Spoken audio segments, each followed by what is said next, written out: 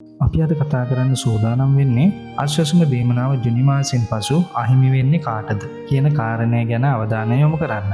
සියලු දෙනාටම ආරාධනා කරනවා මෙම වීඩියෝව අවසානය වෙනතෙක් නරඹන්න. ඒ වගේම මෙම වීඩියෝ එක ඔබට වැදගත් වුණා නම් අනිත් අයටත් දැනගන්න ෂෙයා කරන්න කියලා ආරාධනා කරනවා.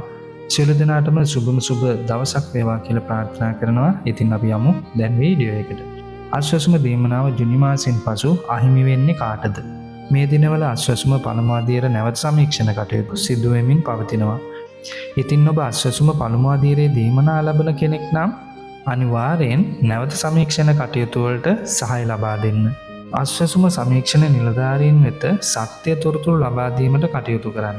යම් හේකින් ඔබ අසත්‍ය තොරතුරු ලබා දී එය අනාවරණය වී ඔබ වැරදිකරුවෙකු වුවහොත් ඔබට සිදුවන්නේ දීමනාව අහිමි වෙන එක විතරක් නෙවෙයි.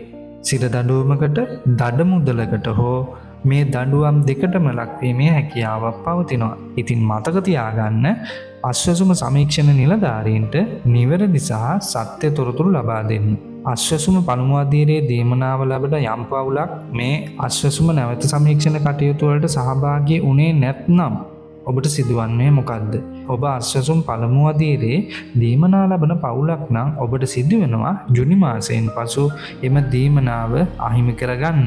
මොකද ඔබ අශ්වසුම නැවත සමීක්ෂණ කටයුතු වලට සහභාගී නොවූ නිසා. අශ්වසුම නැවත සමීක්ෂණයෙන් සිදුවෙන්නේ ඔබගේ වත්මන් තත්ත්වය පිළිබඳව තොරතුරු ලබා ගැනීම. ඒ නිසා ඔබ යම් හේකින් මේ අශ්වසුම නැවත සමීක්ෂණ කටයුතු වලට සහභාගී වුණේ නැත්නම් ඔන්න ජූනි මාසයෙන් පස්සේ ඔබට අශ්වසුම දීමනාව අහිමි වෙනවා. ඒක නිසා මතක තියාගන්න අශ්වසුම නැවත සමීක්ෂණ කටයුතු වලට ඔබ අනිවාර්යෙන් සහභාගී වෙන්න. මොකද්ද? ඔබ අශ්වසුම පළමු අදියරේ දීමනා ලබන කෙනෙක් නම් අනිවාර්යෙන් අශ්වසුම නැවත සමීක්ෂණ කටයුතු වලට සහභාගී වෙන්න. සහභාගී වෙලා නිවැරදි සහ සත්‍ය තොරතුරු ලබා දෙන්න.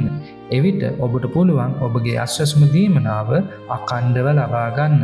එහෙනම් අපි ගෙන් එන්නම් ඔබ සියලු දෙනාටම සෞභාග්‍යමත් හෙට දිනයක් ප්‍රාර්ථනා කරනවා. හමුවෙමු තවත් වීඩියෝ එකකින්. අපගේ YouTube නාලිකාව මෙතෙක් subscribe කරලා නැති කෙනෙක් නම් අනිවාර්යෙන් subscribe කරලා bell button එකත් on කරලා තියාගන්න. අශ්වසුම වගේම සමාජ සුබ සාධක තොරතුරු එසැනින් දැනගන්න SL 360 ප්‍රවෘත්ති නාලිකාව සමග දිගටම රැඳිලා ඉන්න.